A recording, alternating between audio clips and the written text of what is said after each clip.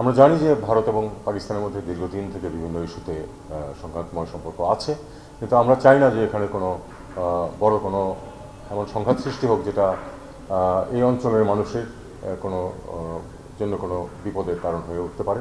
আমরা চাইব ভারত পাকিস্তান দুই দেশের সাথে আমাদের সুসম্পর্ক বিদ্যমান। আমরা চাইব যে তারা আলাপ আলোচনার মাধ্যমে তাদের সমস্যার সমাধান করে ফেলুক। আমরা ইতিমধ্যে দেখেছি যে মধ্যস্থতার প্রস্তাব দু একটি দেশের কাছ থেকে এসেছে। যেভাবেই হোক, মধ্যস্থতার মাধ্যমে হোক অথবা দ্বিপক্ষীয় আলাপ আলোচনার মাধ্যমে হোক, আমরা চাই যে উত্তেজনা প্রশমিত হোক এবং শান্তি বজায় থাকুক। মিয়ানমারের অভ্যন্তরীণ সংঘাতে কিন্তু আমরা জড়িয়ে পড়ার ব্যাপারটা হলো পরে, কিন্তু আমরা তো মিয়ানমারের অভ্যন্তরীণ সংঘাত তো আমাদের স্বার্থের সাথে সংশ্লিষ্ট।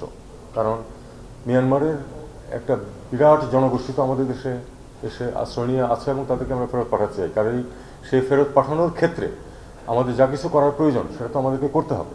আধুনিক জমানায় সব কিছুই সবাইকে কম বেশি এফেক্ট করে, কাজেই কোনো কিছুই আমাদেরকে একটু এফেক্ট করবে না সেটা আমি বলি না। তবে তাদের যে সংঘাত, সেই সংঘাত সরাসরি আমাদেরকে এফেক্ট করার কিছু নেই, কারণ আমরা এতে কোনো পক্ষ নই। আমরা যেটা বলেছি যে আমরা চাই যে তারা দুই পক্ষ আলাপ আলোচনার মাধ্যমে সমাধান করে ফেলুক, কোনো সংঘাত না থাকুক।